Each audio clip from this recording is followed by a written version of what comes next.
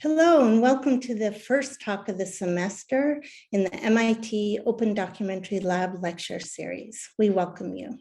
My name is Sarah Wallison, and I'm the director of the lab. I'm a white woman with gray hair, brown eyes, and I'm wearing glasses, a black shirt, and sitting in front of an orange wall. I also want to acknowledge that this land that I work and live on is the territory of the Massachusetts and their neighbors, the Wampanoag and Nipmuc peoples, who have stewarded this land for hundreds of generations. I recognize that this acknowledgement is insufficient. It does not undo the harm that has been done to and continues to be perpetuated now against Indigenous people, their land and water. We at the lab are committed to equity and justice and strive to offer an open space for creativity and critical dialogue. It's my great honor today to introduce Refik Anadol. Refik is a media artist and a pioneer in the aesthetics of machine intelligence and the director of Refik Anadol Studio in Los Angeles. In his work, he asks, what does it mean to be a human in the age of AI? And what does it mean to be an AI in the 21st century? Since 2016, Refik Anadol Studio has been conducting interdisciplinary research on the relation between the human mind, architecture, and aesthetics to speculate responses to questions he asks, such as if machines can learn or process individual and collective memories, can they also dream or hallucinate about them? He co-creates with machines, AI, neuroscientists, architects, technologists, and others, and has formed a research practice centered around discovering and developing novel approaches to data narratives and machine intelligence.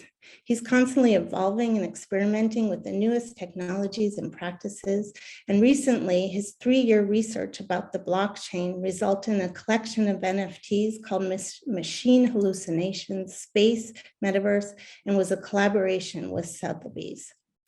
His work has shown all over the world, including at iconic festivals, museums, and other cultural landmarks. You can read more about him in the chat where we'll put his bio. Refik will talk, and then we'll be joined by ODL panelists and open up to questions from you. If you have questions, please put them in the Q&A, and we'll do our best to get to them. So without further ado, Refik Anadol. Thank you so much, Sarah. So great to be here. Good morning, good afternoon, or wherever you are in the world. I'm really so happy to be here with you to share as much as in such a short time about almost the last 10 years of journey with data and AI. I would like to start with a keynote, and then so happy to hear your questions and dialogue. So happy to share and learn more about you as well. So it's I have a 35 minutes keynote that shares about the journey, and in 3 chapters. I hope it will be clear and clean through Zoom. So sorry for the video hiccups or things through my Wi-Fi, but I'll do my best to speak slow and share every slide carefully. And again, great to be here. Thank you very much for inviting again. Okay, so I'll be starting. Hope you can see the screen. Again, good morning, good afternoon. I'm Refik Anadol. I'm a media artist and started my practice almost, I guess now 14 years ago, 2008, graduated from the Istanbul Bilgi University, focused on visual communication design, heavily focused on photography, videography in early first year, and heavily inspired by the idea of using camera, in specifically photography, as a mean of capturing light as a material. Heavily start my journey analog to be understand how a data before analog digital data, truly the life itself can be captured through chemicals and become a memory in life. I guess the journey in Istanbul was exciting and truly was giving these inspiring excitements around the near future.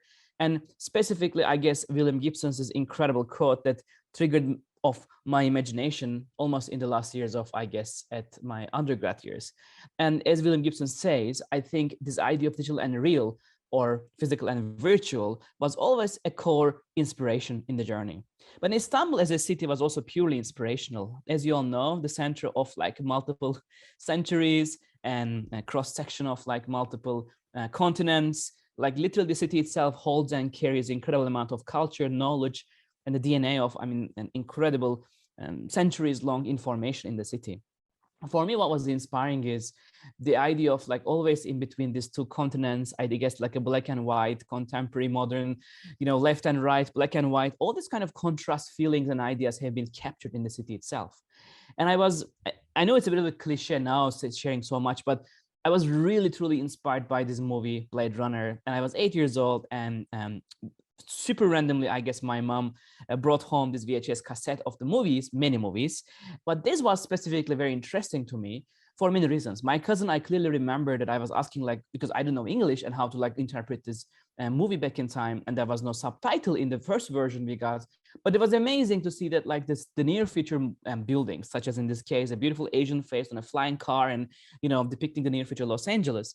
I was super inspired by, and I think because I'm very young, I didn't like respectfully talk any like thought about like any negativity, or I think I found the protagonist inspiring moment in this movie itself. While the movie depicts very much, negativity around certain topics, for me it was extremely open-minded and positive, and create an opportunity around imagining near future.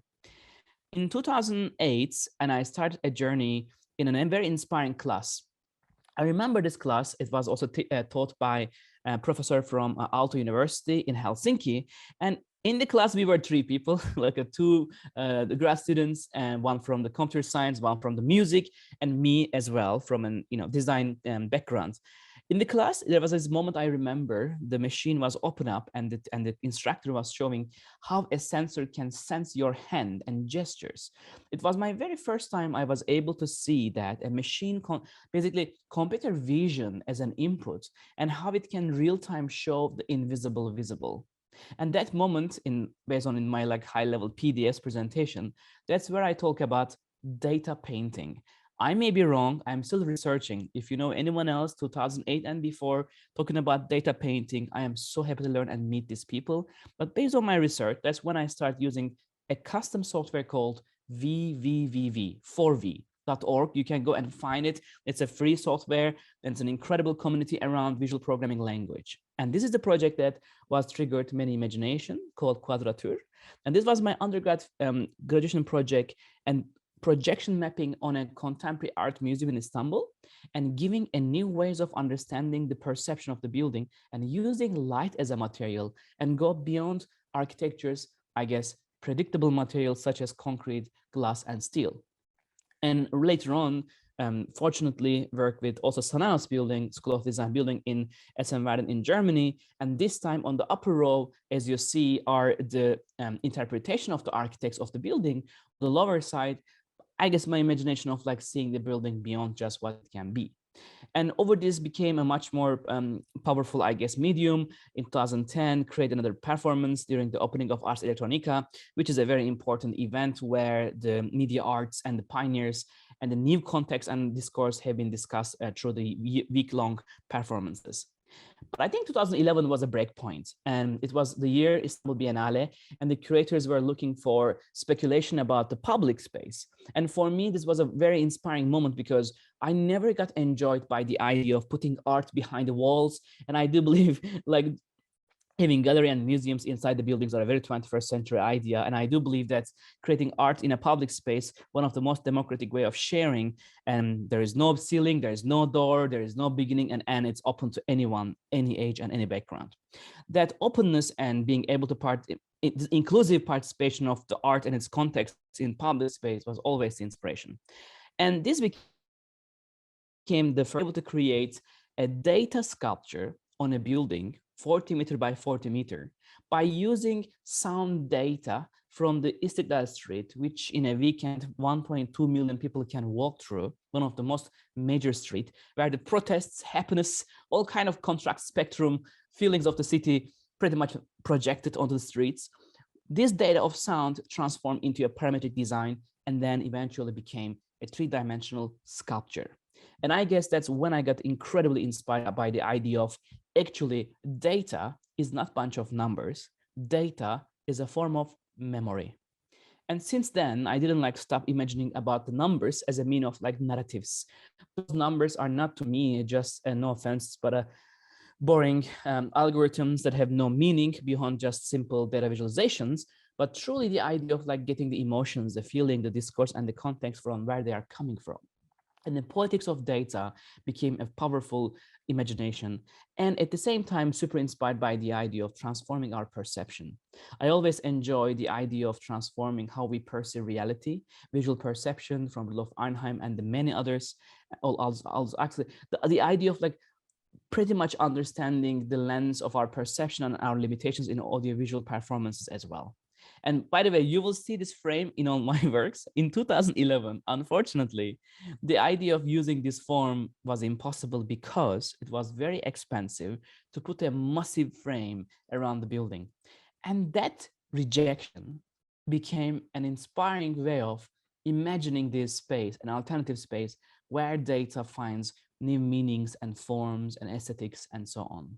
And coming back to Blade Runner, after applying several schools, the UCLA became the second home and a new journey to go deeper in understand and bringing depth to surface and work with the pioneers in computer-generated art, such as Casey Rias, also worked with Christian Moller, Jennifer Steinkamp, Rebecca Mendes, and many incredible faculty at UCLA Design Media Arts to go deeper in this medium. But of course, when I come to LA, the city itself was very far away from the Blade Runner. And even though it was only a couple of years ahead of the imagination in the movie, or if you look at it, but I think the city's reality was pretty much where I found another inspiration and seeing the distance from imagination and the reality. But when you think about a media artist, I wouldn't say you're in a building and practicing in a small closed studio. I was in fact push myself to be on the outside, in the streets, in public space, learn how to use infrastructures, get permits, and work with the community and the neighborhoods, and understand how the public art can become truly a medium of experience. And at the meantime, I was much more inclined by the idea of data, and not necessarily the data itself, in the context of computer science, but I was much more also inspired by the social impact of data itself and how we are as humanity transforming into a whole new entities. And the more these numbers became, of course, egocentric experiences such as our likes and comments and shares, and the more we learn about how they are making a major impact on the other side of the spectrum, such as climate issues. But the part that I think I get more inspired is how actually technology itself, not only data and AI, overall technology was transforming who we are and how the society is responding to that. And also how the control mechanism between us, between the hardware, the software, the systems are completely changing. And while sometimes we got this reaction from the machines, this feeling of sense of displacement between physical and virtual world became a massive inspiration. And heavily inspired by this idea of sense of displacement, I got much more inspired about how can we narrate the world around us for the humans who doesn't know where they are exactly in the universe. And that became a really inspiring attention. And I think this became a much more heavy question, but what does really be a human in the 21st century became a fundamental one. And by the way, on the right side, this species just learned how to use Instagram in just 30 seconds.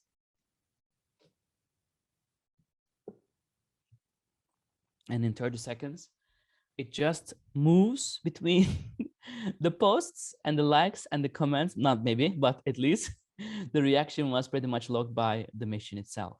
And this question was so heavy, and I just was looking for not necessarily egocentric journey, but really to go deeper and understand these questions in better. I decided to become a team that can understand this journey from multiple perspectives and imagination. Right now, actually, we are 15 people, can now speak 15 languages and represent 10 countries in a small studio in Los Angeles, California. Our team was across the world and working together, the pandemic reality, but we are fully on in the track of production. And this slide, please don't get me wrong, as a cheesy startup page. It's actually an honest one that truly help us as a studio to create art last almost 8 years in collaboration and truly supporting the imagination and the context of hardware, software as all. And I believe this was a very similar, context happened also in Renaissance. If you remember the best pigment, the best canvas, the best brush, I guess I had some similar honored relationship between these wonderful institutions and people. As a studio, last 8 years heavily focused on three chapters or three topics. One was public art, try to create art for anyone, any age and any background, and specifically use public data for public art and try to create experiences for 21st century. And secondly, heavily focus on immersive environments where the narratives of the near future becomes a part of the built environments, specifically embedding media arts into architecture with machine intelligence. And lastly, if we can, of course, achieve more and more, the third part became this recent, practice in exhibition and museums, and eventually NFTs and the blockchain experiments, pretty much another form of, public art, we can say. As a studio, we always focus on the intersections between the function of a space, but not necessarily create another function of a building, but try to generate and find a canvas to unfold a new imagination and go beyond the function of a space that was designed from the beginning. And heavily work on incredible archives, specifically focus on collective memories of humanity and try to detach ego from data. And I do believe when we detach ego from data, there is a much more higher chance of imagination, ethics, and most likely art is the most ethical part of AI imagination. I may be wrong, but I think I don't find any other plan, a most ethical plan with AI beyond just using for art. And over the years, we transformed Frank Gehry's building, Zaha Hadid's, Tadao Ando's, and incredible buildings around the world, and create also immersive environments where data and the light became a material. The journey was incredibly rewarding, and while it was it brought lots of responsibilities once the audience became bigger, but the context never changed. The art for anyone, any age and any background was still the same core belief of the studio.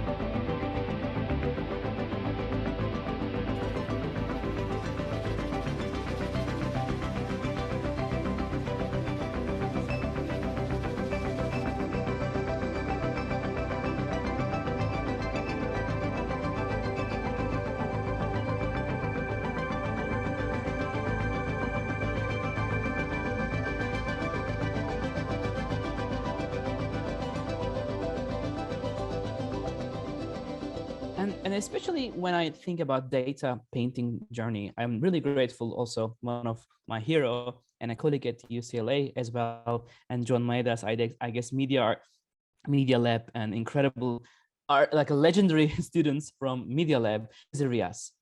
He has been one of my first mentor and talk about using creative computing in a way that was very different. He was teaching processing, one of the most inspiring open source software that allows you to create pretty much anything with code and design and imagine and create art by using in algorithms and the code. And since I was pretty aware of the idea of data as a pigment, the 2012, when I started my journey at UCLA, the first focus was understanding this context and deep dive into it. And specifically wind data, or like Monet, how he was inspired from the atmosphere. For me, the first push was really understand how an AI, how a data can become a volume and how this volume can be interpreted with an imaginary brush. In this context, using wind as a speed, air pressure, direction of the winds, and somehow create these imaginary brushes that interacts with this volume of data. And this became a really excitement around mini works that we did over the years. And but basically the idea of like transforming a field of imaginary molecules and transform them with data. And by the way, if you are in Boston, which I must, maybe many of you, there was a project that was very first time 2016 commissioned, Winds of Boston, which is on the right side we are watching, and Winds of Istanbul on the left side we are watching. The characteristic of nature and incredible data and a poetry in motion, basically imagine a 1 year long data from an airport can be put together in a way, which is a normalization process of a data. Take a time domain, imagine a 1 season, let's say 4 months or 3 months, and turn that 3 months of data into a one poetic chapter. And I think it was a very excitement to me and in our studio, looking at these directions of the nature or memories of the nature in the form of pigmentation. And this brought a lot of attention to the idea of memories of nature, I guess, and transform into many other works. And also, thanks to AI research, the idea also became much more profound and then transform many different data sets, such as high radar frequencies, and speculate the feeling of assimilation in the age of machine intelligence. And this became like not, by the way, I am in love with nature, inspired from nature, believe in nature, protecting nature. So this is not about replacing nature, but it's about asking if, of course, going to nature is one of the most inspiring and the most incredible feeling and respectfully what we need for our future as humanity. But here the question is how much a technology can reconstruct a simulation instead of going somewhere, which I think we must and we should, can a place come back to us in our built environments? And what will be the distance from the reality and the dream process? How much algorithms and the built environments and the materials around us can put us in this context of reality? And what are the boundaries of this feeling? And how art can embrace, or art and science and technology, AI, neuroscience and architecture, can unfold a narrative around this field. Um, and this is like one of the most fundamental research, I guess, going on since I remember, I guess, myself, my consciousness. It's a question even I asked, like when I was, I guess, 8 years old, when I got my first computer and watched Blade Runner. I was always asking the question, why my bedroom as a child have the same window, have the same door, have the same ceiling and floor? I think questioning built environments was, I think, always an inspiring imagination, a playful mind, I guess, games that is coming from there. And this idea not only just applies to like the simulation in nature, but also in life. This is a piece from North Carolina, Charlotte, and an airport piece in CLT.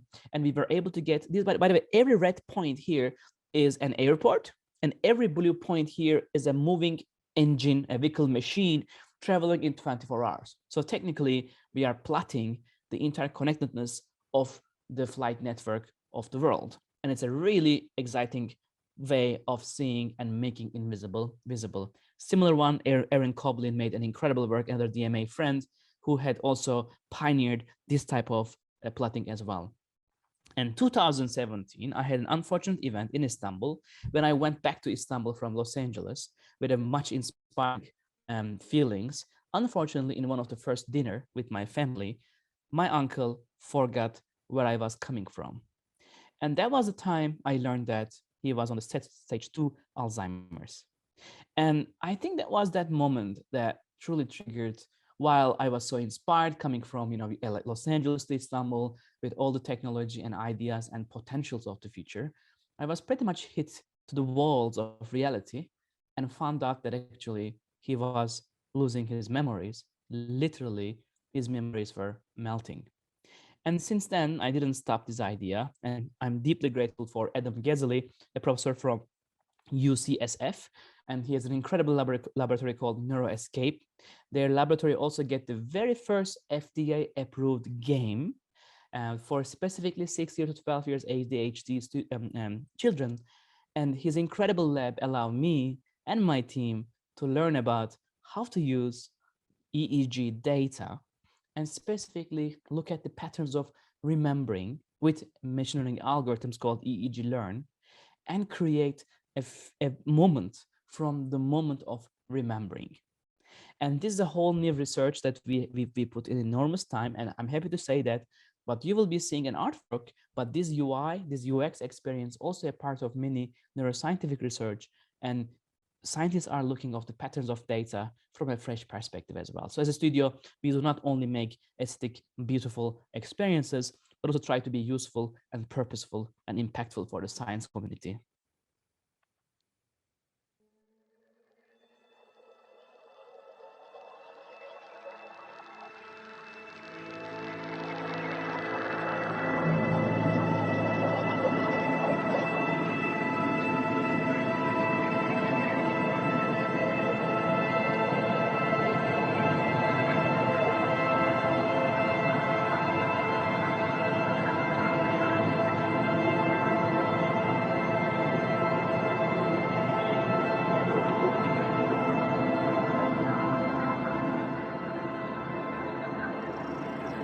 What you are watching, the data sculpture, using a 5 meter by 5 meter media wall, a 2-dimensional flat surface, and experiencing the moment of remembering. 4-millisecond pulse contained 4 minutes and explores the patterns that potentially generated in our surface of the mind that can become the memories. And respectfully, I think memories are the most important data for individual context, and how to be able to use AI without harming the privacy and the free will still a major question in our studio. And over the years, while this idea of a machine as a collaborator, machine as a friend was not too actually interesting question. I've been clinically loving games since I think end of the high school. And when I got my computer, I never like forget about the idea of there's a friend, there's a space behind that computer, that surface, that screen. But 2016 was a remarkable year, and I'm deeply grateful again for Google AMI Artist Machine Intelligence Program, led by the Blaise Agüero Arcas, Kendrick McDowell, and Mike Tyka. I was one of the first generation AI artists at Google, and me and my team were fortunate to work with AI very first time by using a large amount of data. The data and the first of all project inspired from the Library of Babel, an incredible potential of Library of the Future, which a long time, I guess, dream. And for this project, I also collaborate with one of the most wonderful mind, Vasif Kortun, who is running this SALT project in Istanbul, one of the most amazing open source cultural archive. And for almost 9 years, his team created an incredible digital archive by scanning and researching materials. And this was the part when I got inspired, because I'd never just imagined to replace anything in physical world, respectfully all the books and every single physical reality of our life. But here the question was, like any of us when we go to library, the feeling of like not understanding what exactly exists in that space. How do I know what I search for? How can I understand the relationship between my mind and my limited knowledge and information? And most importantly, libraries where information turns into a knowledge, eventually a wisdom, for me, one of the most divine places in the world. But here the speculation was, can we reconstruct the future of library in a way that is not using classical search bar drama and can go beyond just typing the keyword in our mind? Can AI find the patterns in that information, in that data universe that is beyond what we can ask for? Most importantly, if a machine can learn from this data, can it hallucinate alternative reality? And this became a true and exciting project. As far as I know, this is the very first example of using AI in a public art, in a public space, in an immersive room. And this was a kind of a, to me, just like eureka, I guess, moment in the journey as an artist. The data was incredibly rich from every single aspect. We had 49 columns of metadata, incredibly well sorted and researched, and 1.7 million documents. And on the left side, what we are seeing is how the archivist team was putting together, and on the right side, how AI was seeing the same data in clusters. And the project became one of the most, for me and the team, milestone and generate archive dreaming. The project was able to also let you interact with real time every single document, both in physical world and also in virtual space, as you see on the very right side, using a VR machine.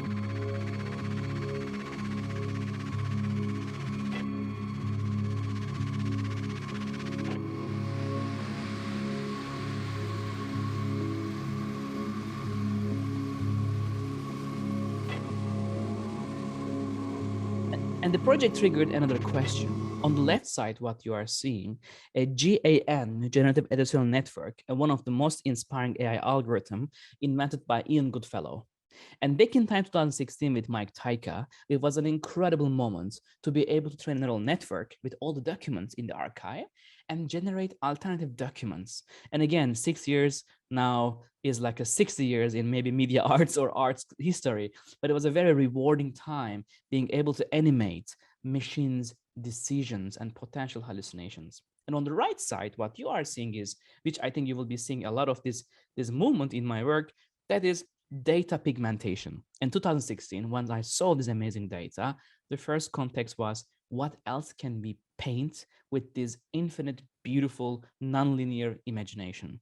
So machine hallucination started in 2016 December. Now we have very similar many works that you can see from other collectives and creators, but the idea, I guess, pioneered this new imagination about latent space. And last 6 years, we recorded more than 6 petabytes of data and trained more than 100 AI models as a team. And this was an incredibly inspiring part because, first of all, we never work with the personal data, and we only look for the collective memories of humanity to find the collective dreams and who knows, one day, collective consciousness for humanity. And this research is a kind of a library context, understanding the cultures such as Renaissance, the nature, the landscapes, the clouds, the water, the urban space such as New York, Berlin, London, LA, and also looking for the patterns in life in urban space, and architects, heroes such as Frank Gehry, Zaha Hadid, Tadao Ando, Toyo Ito, and many others. And this research became truly inspiring for Studio and generated a body of work last 6 years called machine hallucinations. And right now you may see them in a vertical OLED TVs. You can see them on a building projected. You can see them in an immersive environment where they become a space as well. So this ideation was a truly, I guess, a rewarding moment in the journey. Not necessarily thinking only recording a fluid dynamics. By the way, the whole idea was using a GAN algorithm and create our custom software, which is called latent space browser. I will show you, and then create another creative computation on top of machine decisions. And this last, as you see, 6 year was remarkably exciting. And every single data, every single archive creates a unique output as well. And this is the software I'm going to talk about very quickly. So what you are seeing, I am literally holding a joystick like a game console. And on the left side, you are seeing 1,000 images. That is not real. And on the right side, what you are seeing is correlation of my of a machine. So this AI algorithm can store the data in 10 to 24 dimensions. And 10 to 24 dimensions is really hard to visualize as a human. But this algorithm allows you to fly and understand what are the potentials of dreams AI may give us. And again, I'm deeply thankful to NVIDIA team, specifically StyleGAN team, and Jensen Huang, an entire NVIDIA team that allow us to use their hardware and software and push the boundaries of research last 6 years. And the StyleGAN algorithm profoundly change our imagination. So now once you have the trained AI, let's say all the paintings in Renaissance, which is a project from 3 years ago, we can generate these machine hallucinations from every single paintings ever done in the history of Renaissance, like 1300 to 1600s. And specifically, for example, for this project, we also look for the patterns of Dante and look at the literature also as a mean of like exploration and try to contextualize how a machine can cluster the data sets from the perspective of AI. And this, I think, was an exciting one because this time in 2018, Art House in New York commissioned this project, which was, I think, the one of the most major installation, transform 113 million photos of New York. And for this, we heavily push downloading major data from social media and get rid of any single personal moment, such as selfies and like intimate moments, and only kept the city itself as a mean of data sets. And as you see here, they are not real, but they look like real, such as cinema. And we were able to reconstruct the mind of a machine through the lens of New York. And that became an immersive piece in New York Chelsea Market.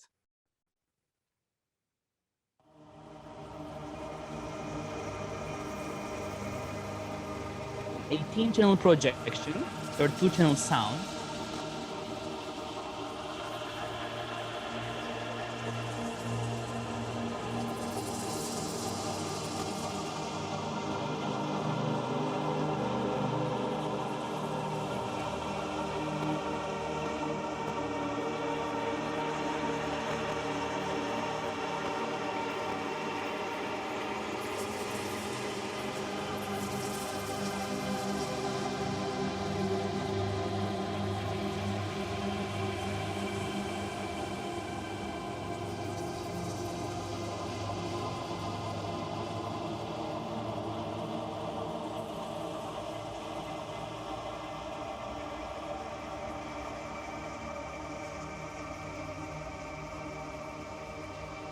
And this project was really important in the journey because I think we reached significant audience, more than 100,000 people in New York, hug many people before the pandemic, and reach many wonderful minds and souls and get incredible positive reaction and beautiful notes from the city of New York and many people visiting the installation. And just before the pandemic, the project closed, but I think it reached a certain audience back in time. And things get much interesting just recently and during the pandemic. We also took something more, I guess, important, the idea of multi-sensory information. So what you are seeing in AI learned from 75 million flowers in the world, correlating with 16,000 species from the Smithsonian archives. And this AI learned how to generate pretty much every flower species in the world that is recorded by humans. And this AI is not just only created a flower or flora systems. The question was, can we have the scent of these imaginary flowers as well? And again, I'm very thankful to Bulgari, who commissioned this really challenging project, and Firmenich, an incredible company of Switzerland, who are behind many major design. We partnered with them and create a scent of an AI, literally in real time. And imagine a room, you open the door, and in that room, the AI is dreaming these artificial flowers and generating their scents as well.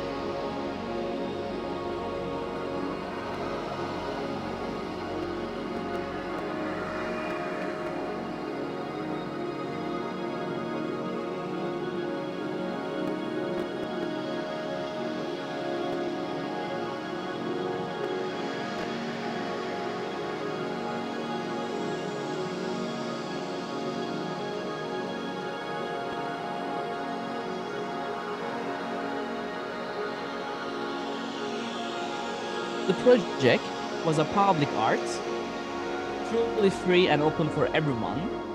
And it was in the center of Duomo in Italy, and more than 30,000 people were explored in less than a month.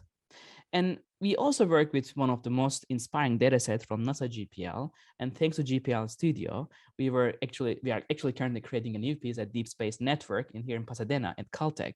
And we are transforming one of the most inspiring lobby and probably one of the most inspiring architecture in the world. And we were able to also look at the patterns of open source data at the GPL.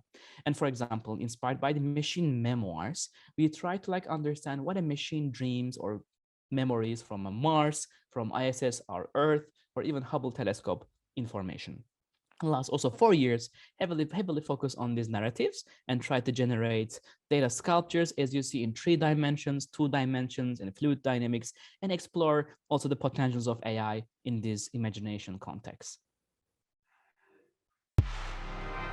And last year, maybe 2 years ago, the movement around blockchain also transformed into this new, I guess, type of sharing or creating art around it, NFTs. NFTs, a non-fungible token, have been pretty much speculated in a positive and negative way. But from an artistic point of view, for me and for our studio, it was a truly changing experience, create a new economy and a community around our body of work.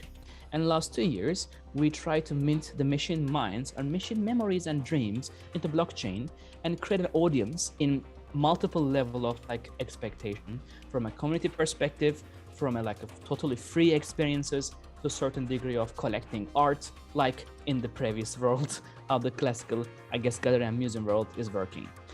There was an incredible reaction around our works in the NFT space, and I'm very grateful for our collectors that allow us to use our AI data paintings and sculptures as well.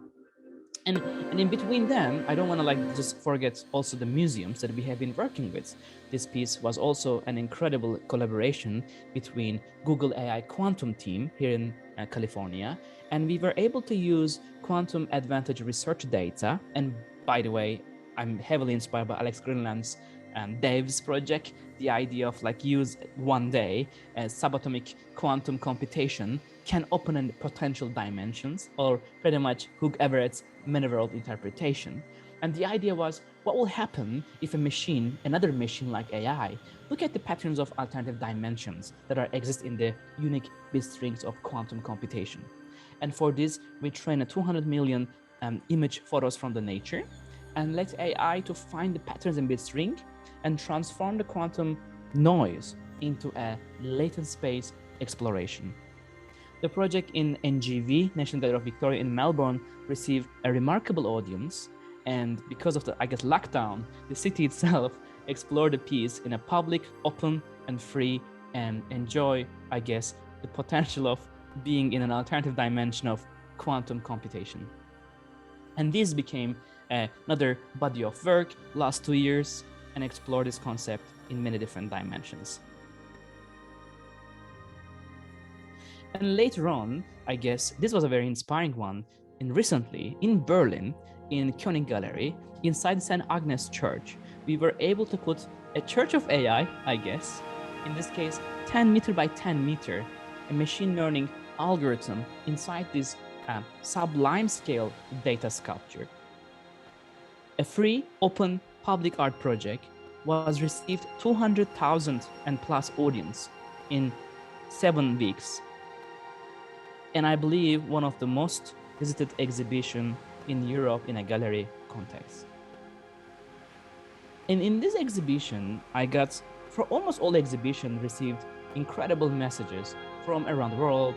Someone's the best day of their life, the worst day of their life, their findings in their journey, losts in their life.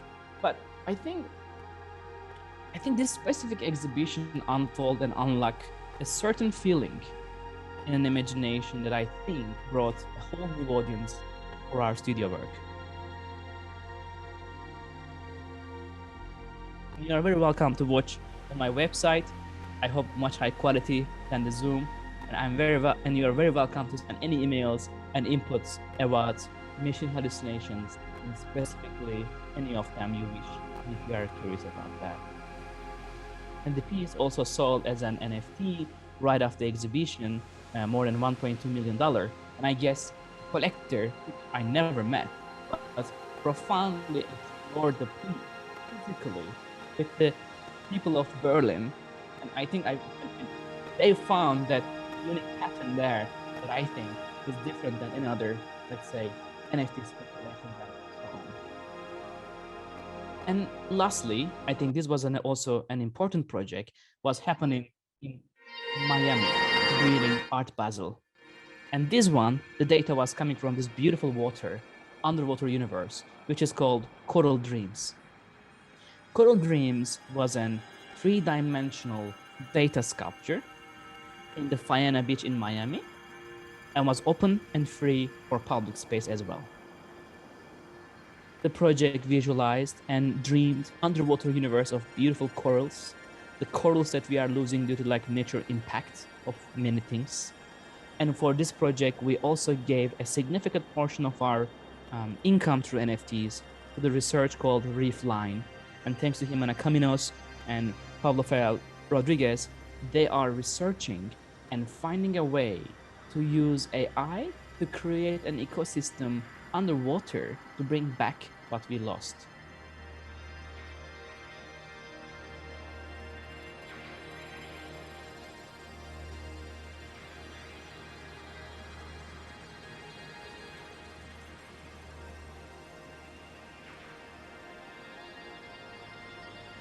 And I love this picture. The person on the left meditating on the sunrise, the person on the right meditating on the peace. I don't know anywhere else than the nature as a canvas. I don't believe anywhere that can top this incredible moment in time and space, being in nature and celebrating both the past, the now, and the future at the same time, feeling. And beyond that, we also work with recently in Hong Kong on our immersive environments transformed many people as well. And Hong Kong's most visited exhibition, Mission Hallucination Space, was also a research inside, and by the way, heavily inspired by Kusama, of course, and her legacy. And this time the idea was, can a physical space become an NFT? Can a physical space become a portal to metaverse? Or as Paolo Antonelli says, bananaverse. And in this context, we try to find a way to collide the physical and virtual world in the form of NFT token. And people were able to explore being in the mind of a machine and reconstruct those memories and dreams of satellites such as MRO, ISS, and Hubble. And this collection at Sotheby's, the entire collection sold for $5.2 million. And it was one of the most well-received, apparently AI and data-focused collections in the art world as well. And probably the most inspiring and the most meaningful research of last year was with Museum of Modern Art. And thanks to Michel Coe, Paolo Antonelli, and Casey Rias, we were able to create, I guess, one of the most speculative art installation in Metaverse by using entire MoMA archive as an input. Close to 200,000 MoMA archives became a piece of experience in blockchain. And we had different tiers of research as well.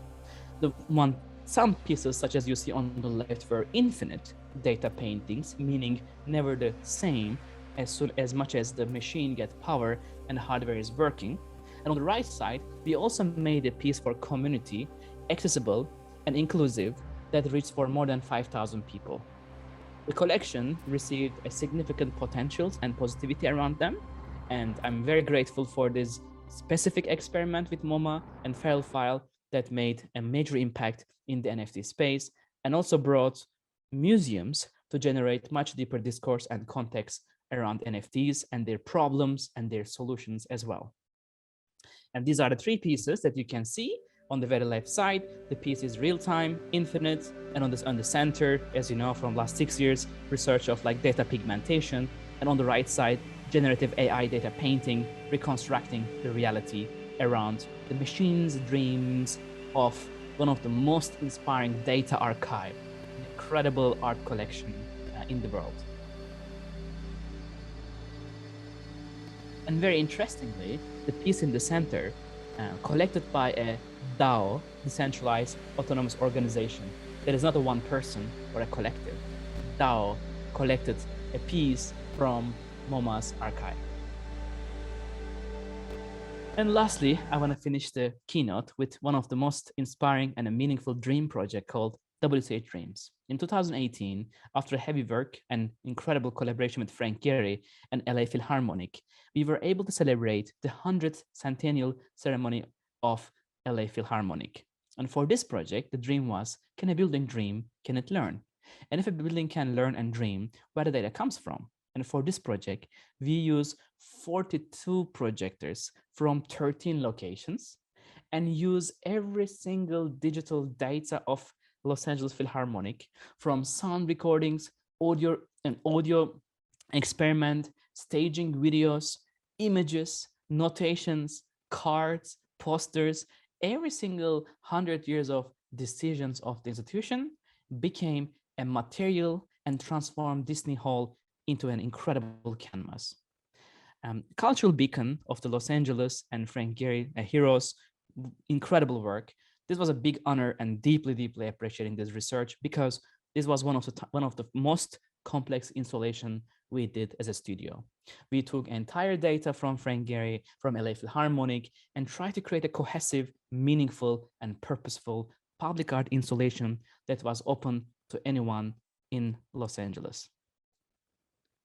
The project received more than 100,000 people in 5 nights, and still we didn't see anything similar to this experience. And for me, what was very inspiring is celebrating an institution such as LA Philharmonic, a nonprofit, working with Google, an institution, a profit, and working with an artist group and try to create and innovate public art experiences, to me, is one of the most inspiring part of our studio. And this idea of like creating how can generate experiences for anyone, any age and any background, and using architecture as a canvas and creating narratives around public data for public space became the fundamentals of our research and ethics around every single project we do. And if you want to watch it, the piece is available online, and I'm very happy to explain and share as much as you wish today. Thank you very much, and happy to get your questions as well. Thank you. Thank you, Refik. That was just incredible.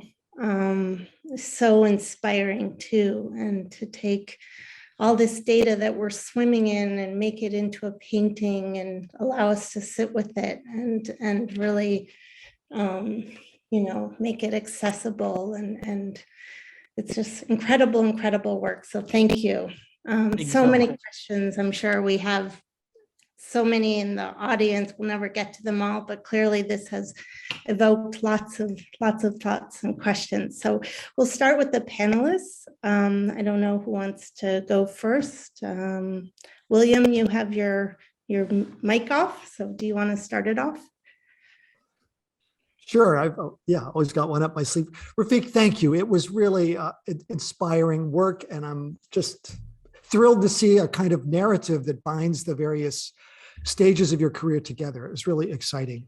One thing that stands out to me is in your presentation, in your representation of your work, often there's a large screen and a very small silhouette. And I understand, you're trying to give us a sense of proportion, but to me, it also evokes Caspar David Friedrich, one of the great German romantic painters in which the subject is kind of immersed in the world and lost. And it's an interesting conceit. And it made me think, as I just think about the big picture of your work, about a kind of tension between the collective and the archive, which is brilliant, and the stuff you work with. I was a little surprised to hear you say detach the ego from data, because in a certain way, it strikes me that it's about if one takes the ego to be the site of mediation between the unconscious and the conscious, the ego as the reality tester. In a certain way, your work exactly targets that. It uses all of that collectivity brilliantly, but the metric is that silhouette. And so I'm just intrigued by that. And especially in terms of its ethical implication, which you raised. Why would detaching the ego from this enhance ethics? In a certain way, it strikes me as just the reverse. So there's something I don't quite get. Thanks. First of all, thank you so much. Deeply honored for the kind words. And actually, it's an incredible example you are sharing. And by the way, first of all, the scale was one thing that kind of an obsession through the architectural photography. While I was exploring the buildings around the world, I always found that the audience requires like, okay, but is the wall that is like a 5 meter or a 5 centimeter? Like the sense of scale and space 2016, 18, I was exploring as like a large format camera. But actually, those are the people that you saw in the documentary. I am recording myself also, is my wife, my partner of our studio, Efsun. And she's always watching those pieces. There's this poetry behind them. And since 2008, I guess we're on the first project, which we were together, she's actually watching those pieces on behalf of us, I guess. But actually, the idea behind them is really the sense of like exploring someone's vision and what that specific certain time and space can felt through the lens of that mind in that scene. And I always felt that having one human inside the context is a humanization, or actually, I'm just saying it, finding human in non-human. And I think that's one of the reasons that I think that creates that feeling. And the ego part is, I guess, very, very, very inspiring, because now the privacy and the free will is on the stake of machines and hardware and softwares. It's a pretty like predictable, like, to go like the dystopian world of like what can go wrong. But to me, what was much challenging is asking the question of what else can be done with the same thing. We can have the problems. And the second one is a more creative question. And I guess the ego problem, which is the data and personalization and like, knowing who owns that data, who shares that specific certain databases, is the fundamental problem for several decades. So we made our own problem, which is Web 2. My hope is, by the way, the reason I think Web 3 most likely will be solving that problem, fingers crossed, and I hope I'm not a wishful thinker, but that will be another like an excitement around that ego and data problem, personalization of information. And I found that it's actually much harder to try to find the most objective data in the world. And that question is still super subjective because who knows what is the most objective data in the world. And I guess these questions are all around your question and generate more questions. I'm sorry, but they were like, yeah, thank you very much for asking. I don't have a direct answer, but I think they are like more questions around that input. We'll move on in the interest of time.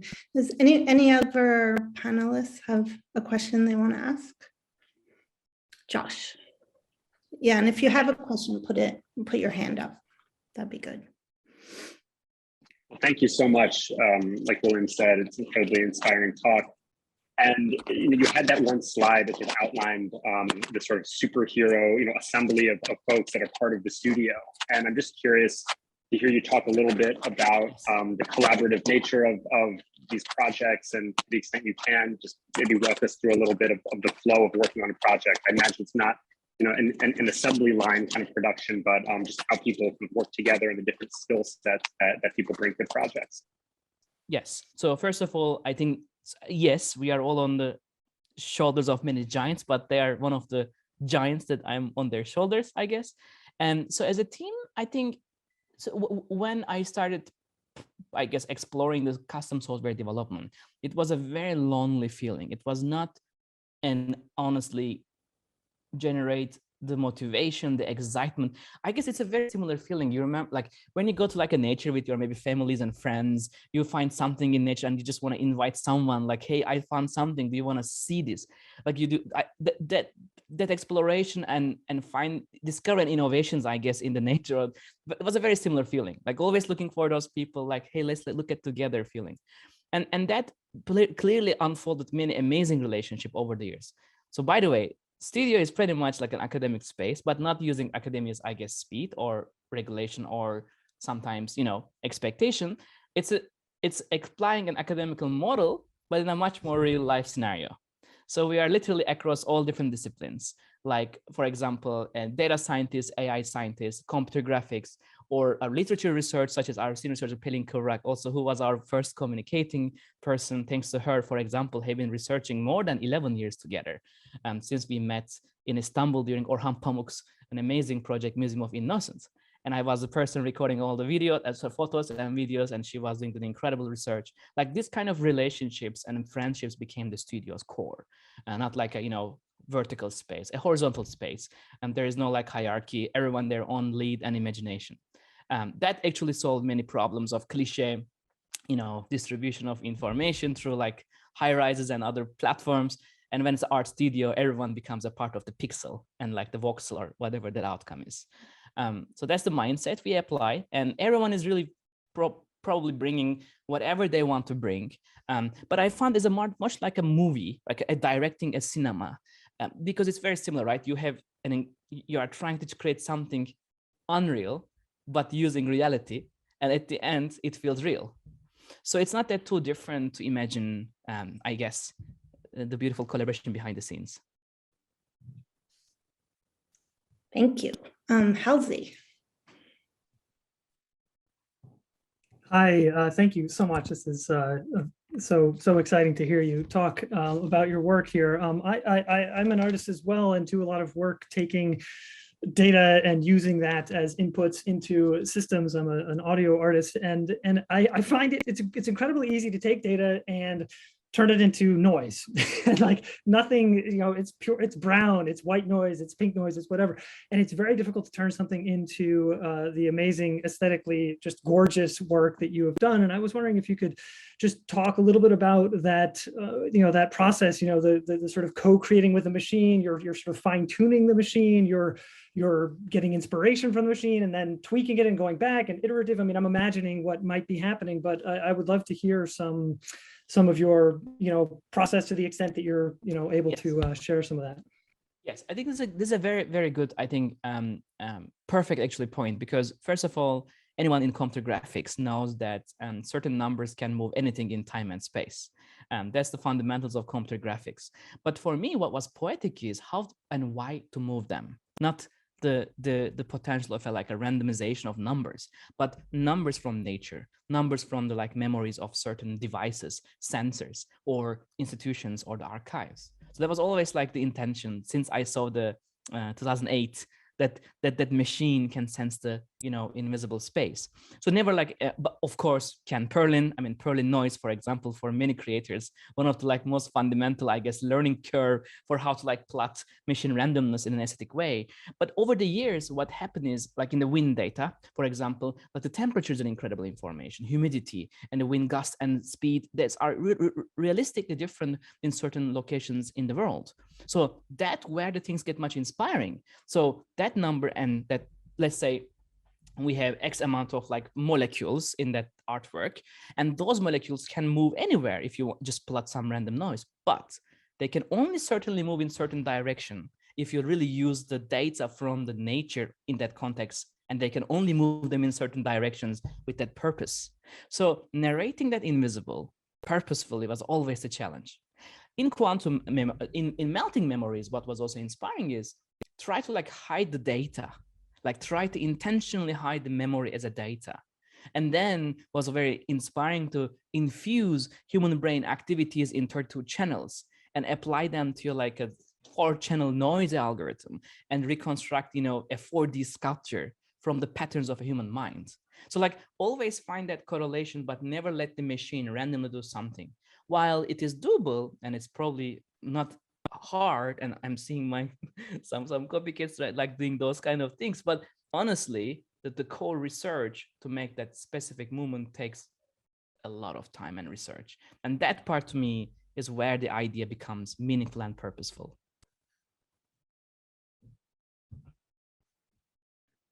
Thank you. Shireen. Yeah, hi. Thank you so much. I'm a great fan of your work, so it's amazing to hear you. I was wondering, there is such a beautiful impact of the speculation you create of reimagining the future as humans. And I was wondering what your thought about the tension between using the memory of the past and relying on the past in order to imagine a future, and what the blind spot that you find there in order to imagine a better future. Oof, I mean, this is an incredible question, but I don't think I have the capacity of an answer. But coming back to Halsey's amazing question about machines' potentials about plotting that reality, I think it's a really inspiring question with yours as well.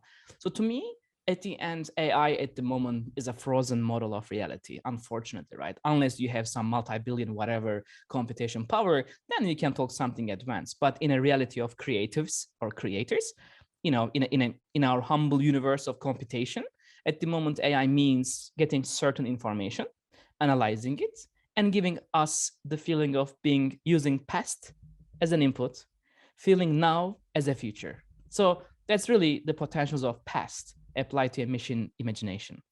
But I do believe in a near future, very soon level, the live models like generative AI models that are not anymore required to go back to the beginning can ultimately update their own reality, like our consciousness, I guess, or our mental model, then I do believe another renaissance may happen. But till that, I feel like as a creative domain, we are in the mercy of a frozen models, which is still inspiring, but I think it's most likely and enough for imagination and speculation. But I hope, I think this is a very nice one. Anil Seth says that reality is a controlled hallucination, right?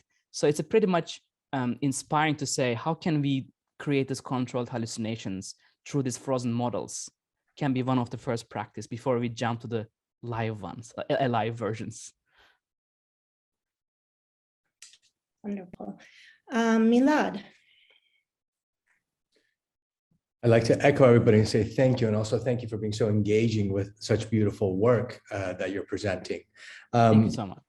I think there's a similar vein of a question that I'm echoing as well in terms of, I would like to take it back to your still from the Blade Runner, where we have the projection of the subject looking at the cityscape.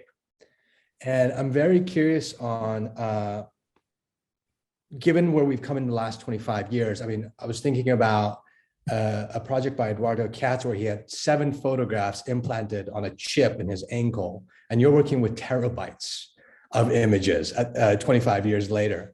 And I'm very curious in terms of, with that still in mind, has that socio-technological gaze changed in the last 25 years? And what does, you talk about the simulations having their own laws.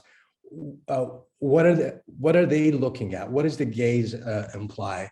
If you are using the past, what is the current moment looking at with your work? Wow, incredible question. I think one of the most probably profound findings as a data point, not like a personal input that is speculative, is the messages I'm getting through this social media. So I know it's not always used for many people in that same context, but I'm really looking for those messages through the lens of inputs from the audience. And back in time, right, like artists or museums or galleries are living these books of, when you go to that gallery, you could like share your inputs about a specific piece. Now it's happening through the social media, right? Like people around the world can go somewhere on earth and just enjoy it, or not enjoy a piece, and and share their critics directly. So what happened to me, I guess, last 4 or 5 years, those messages became the input for the answer. I could easily say, without passing the privacy, a majority of the audience are finding very unique patterns when they're, for example, watching AI Dream. So specifically, there's an aesthetic called like latent walks. So latent space in AI research is this manifold mathematical space where we don't even know what AI learned for a while. Now with custom softwares, you can generate certain movies, which we are calling it latent cinema, by the way, AI cinema, where the AI can give outputs of potential realities. So while, for example, also at UCLA, we are researching what happens when you watch these specific patterns in the mind, because there's something interesting here to me. So while it's a moving imagery, but it's not like classical, conventional cinema. Like there is no jump cuts or, editing techniques. There is no beginning, there is no end. Like technically, if it has the power in the, the energy, it can technically dream infinitely. And there's a very small chance that that specific AI can show the same image again. So that potential, and I guess that potential's power on the imagination in the audience became very profound. Such as like some people explain, divine connection, I guess because of maybe a, former church in St. Agnes. I don't know, but there may be some bias with the architecture, but Sunday morning in Berlin, like seeing a 1 kilometer queue in front of a former church where there's AI dreaming nature, to me was at first a sci-fi, but actually then truly what's happening in front of you. And that was interesting. And many people from that experience shared remarkable personal notes, emotional, family, gender, traumas, like incredible messages coming through this. I wish I'm more open about that, but I'm trying my best to be more respectful to messages. it's really remarkable. The research around that right now in the studio is also very incredible. So that may be an answer to that gaze, because I think that's what we can quantify through the lens of these incredible messages. And I think fluid dynamics, which is an obsession for now 10 years, but I think we are made of also water. And I mean, I don't know anyone in the world that told me I don't like nature. I don't know anyone in the world so far say I hate water. Of course, certain things may trigger certain things. I'm just generalizing that those experiences and generating, I guess, a well-being in the mind that is creating a new gaze, a new aesthetics. And my hope, again, this is a very maybe early to say that, really find a way to make those pieces truly meaningful and curing certain problems, anxiety, depression, ADHD. So we are heavily working at UCLA and Adam Ghezali's lab and truly looking for this pattern, and Taylor Kuhn from UCLA to find that can these new sublime responses through the mind are triggering certain well-being situation that is way different than, just a meditation, or can they be creating a new ways of meditation that is way different than centuries long ago? Like, these kind of questions are really an answer to that other question. Great, thank you, Kat. And then we'll go to the audience. There are so many questions. We won't get to them all, but we'll get to some of them. Great. Thank you so much, Refik. Wonderful to hear you. Also to learn more just now about how you co-create with your audiences, how you're co-creating with these responses of thousands and thousands of people. And I'm curious to know about the research that you're conducting there. But my question goes back more centrally to your relationship as an artist with these technologies. You talked quite a bit about data as pigmentation, and the research that we've done at the Co-Creation Studio around co-creating with technologies is this question to artists, do you see these technologies as your paintbrush, as a tool? Or is it a co-creative relationship? What surprises you as an artist from what comes back that you never anticipated? And I guess I'm still curious to hear from you, like what has surprised you the most in the work that you've done that the machine has brought back to you when you see it working? Oh, so great questions. I mean, amazing questions, and hard ones. I think, first of all, to me, or many creators using AI at the moment, I'm pretty sure they have a similar feeling of a thinking brush, a brush that can think. And I know it's a little bit sci-fi, a gamification of imagination, but I think it's really, to me, the core fundamentals of that, really the feeling. Like when an AI learns certain information, you are excited to learn what it may learn from, what it may come up with a form. Like in MoMA project, for example, it was a very much exactly the excitement in the studio. Like we were so happy to get these incredible 200,000 artworks that are our heroes in that amazing archive, and look at the patterns, like why this specific archive, which is remarkably important for modern art history, can generate something, a pigment that is collectively can find a new aesthetics in life. I mean, that discovery and innovation moment to me is when the thinking brush, can create that moment in time and space. And I don't think it's so different in back in centuries in Renaissance or so on, right? When a creator imagines certain contexts of imagination, I don't think it's so different to apply to a bronze or like it's concrete or like marble versus asking a machine to learn certain dream memories to create a dream of potentials. So I feel like a very much correlations. My most excited moment, I guess, is, I don't know if it's a good one as an inspiring explanation, but so Hashim Sarkis, also MIT architecture, the dean, he had an incredible curation at Venice Biennale Architecture. And for this one, he really challenged us as a studio, like to use a meaningful archive. And this time we speculate the idea of sense of space, sensing as sense as a space. And that was a really interesting meta context because we went back to the Human Connectome project, which is an incredible research that allows you to use 6,000 people's brain activities in a research, which is a 6 months, like 106 years old, a DTI image archive, data archive. And we let our AI to learn from this data and generate an alternative human mind connections. And when we take this data and took this data and brought to like one of the pioneers of neuroscience research, and they thought they were real. And then many of them said like, wait, this feels yummy. I remember this, and then they just find out, oh, wait, this is not a connection. This is, that was a really exciting moment to see, like, the pioneers of neuroscience finding a new ways of connections in the mind that doesn't exist. That was a really inspiring communication through AI and data in neuroscience. Wonderful. All right, I'm going to take some questions from the audience. The very first one from an anonymous person, she says, or he says, love the idea of the poetics of data. I wonder how you would define poetics in this context. Do you mean it in a textual sense or more abstract in an aesthetic sense? How would you characterize it theoretically? I guess each space, each location and archive is the answer, because if it's a city itself, if a wind data or a human mind activities, a heartbeat, like for example, at the moment we are researching Inspiration 4, one of the most, I think, inspiring space research with SpaceX and Cherish.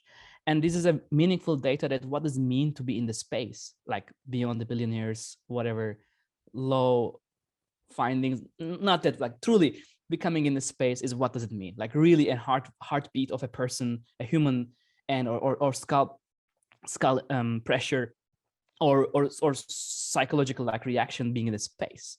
So like, for example, this data to me is fundamentally poetic, because I never touch a human's research data to ask this question before. I never saw someone's heartbeat in the space. So this kind of like, I think research unfolds the narratives very, very, very profoundly. That's why as a studio, we are looking for this type of meaningful collaborations.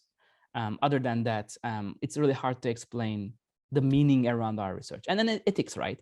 The ethics are very powerfully defines many questions. Like we never worry about getting personal data. We never worried about like getting someone's personal decisions in life and time and space. And they were never the core fundamentals of our inspiration at all. So when we apply all these meaningful and purposeful rules and regulations around our research, we found that actually we are finding more meaningful than our current negative narratives around technology and so on. But I think one also thing very inspiring is like if and how the data we use and the AIs we have can be a part of the science itself. Because then that our science and technology collaborations become truly purposeful. And not that easy one, but when it happens, it triggers more energy and motivation around the works. It's not the same answer that maybe you're looking, but these are like really where we are finding those answers, trying to find those answers. Great. All right, we have a question from Lori Poliski. Can you speak further about how you relate to the concept of dreaming? Is dreaming different than imagining? And what is the relationship of data AI to dreaming? So this is, I think, Pelin, one of our wonderful senior researchers as well. And I think she's trying to answer this question too in many talks as well and writings.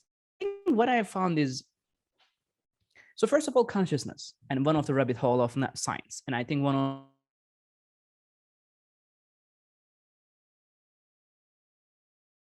Did he freeze for everyone? Can you see me? Okay, you froze, you're back. Okay, sorry. What I was mentioning is this is a very incredible question that is pretty in the fundamentals of many writings around projects.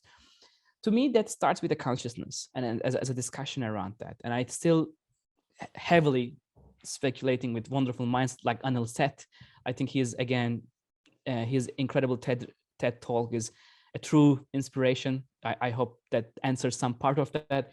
But to me, dreaming is still one of the unknown neuroscientific cognitive skills we have.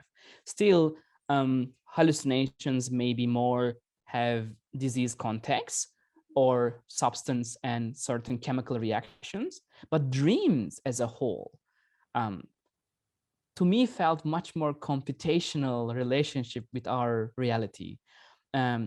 Yesterday, we were talking with one of an amazing mind. He was saying we are like, carbon coffins, but that's a really interesting thinking about how the dreams are actually based on the most nonlinear biological chemical reaction of our past, now, and potentially future.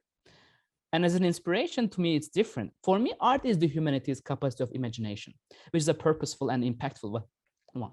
But dreams, I do not believe majority of the humanity have a control on that.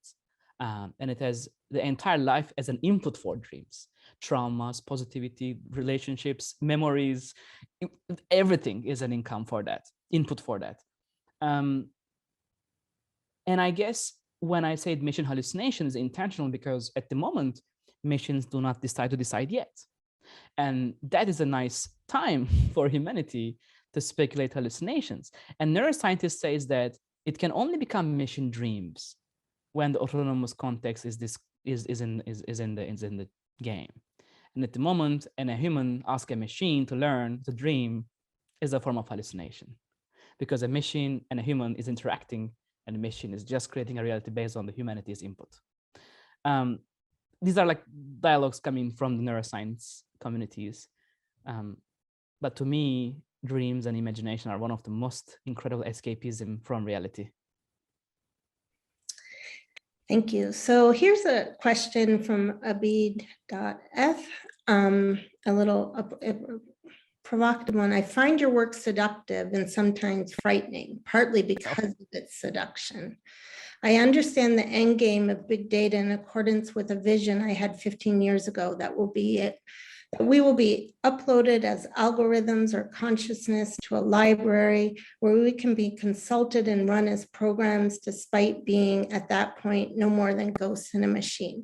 Do you see problems with an endpoint like that? What will you do to guard against exploitive data practices? Wow, amazing question. And I think uploading a consciousness as a mean of experience is a really far away distance, to be honest, from what I'm hearing from the pioneers in the field. While it's great to discuss, great to like imagine, and great to like think about like Elon Musk Neuralink, for example, let's talk forever about like the BCIs and so on. But I think from a practical perspective, being understand the conscious model and applying to like, and eventually our memories and dreams as an input for a machine, we are in the, like a really on the surface level. Like our likes, comments, and shares are creating our own bubble is so like 21st century. And I believe while it is a very potential, but I feel like being our identities and characters in physical world will remain the fundamentals of personification of data. I don't believe just login systems will allow very soon to create an identity that exists in the verse, whatever that verse is. So that connection may take many centuries, truly done in a way that exactly create that ultimate human. Until that, I think these questions are the most fun ones to speculate, because till that, I believe we have a lot of time to ask these incredible questions. Great. We have some technical ones, which I might send you after. Oh, wow, I'm now seeing there's 46 questions here. Yeah. I'm so sorry. So we can answer. We have 2 minutes left. Do you want to talk a little bit about Dataland? Yes.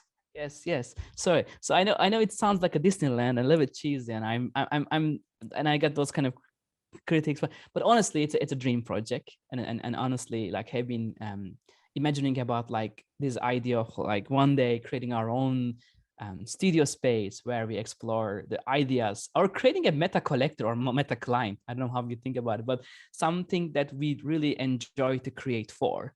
And this was kind of this, imaginary space. And as we all know, the metaverse or verse concepts are pretty much in stake and speculating in many aspects, from a commercial to like private to so on. To me, that's not a virtual space at all. It's a perfectly physical and virtual connection, as I said in the very early keynote. And Dataland is what our take on that, I guess, speculation. And here we are imagining something beautiful, something positive, honest, and it forgets you. So it's something that is beyond like what we have at the moment. And it's just very ultimate imagination of what have been gone wrong with the Web 2 and the data and the aesthetics and the ethics, and take it to a new level of imagination in the form of art. And it's at the moment really supported by my NFT community. And then it's really just, I don't want to say it's a utility as all time, but it's a kind of an experience truly backed by the people who are in the space that are, you know, asking these questions. And it's and it's literally like a reaction to that current situation in humanity. We are trying to create an immersive environment in Los Angeles where we will be creating these experiments, both in the virtual and physical space. We got Epic Games Mega Grant that is allowing us to explore Unreal Engine as a space. We are working with Google for ambient computing. We are working with Firmenich for creating multi-scent. We are working with UCLA, UCSF to be able to like compute the mind and its context in metaverse. Like we are really, we are across and acoustics for hyperreal sound. It's not about creating an alternative nature at all. It's not again against the physical world. It's about like what happens, it comes to us question. It's not going to there and, you know, ignoring the beautiful physical world. So that's just a very hard narrative. And we are trying to make it happen in Los Angeles first and around the world, and will be inclusive and will be absolutely for anyone, any age and any background in the world. Great, thank you. Well, we are out of time, and I want to thank you on behalf of everyone. That was incredible. You're doing incredible work, and it was just a joy to have you here. Thank you to the panelists, and thank you to all of you for being with us here today. I also want to thank our funders who make this all possible, the John T. and Catherine T. MacArthur Foundation and the Ford Foundation's Just Films. And we'll be back here next week with Annie Sanders and Andrew Schneider. Okay, thank you. Goodbye. Thank you for amazing questions, everything. Much deeply honored to be here together with you. Thank you.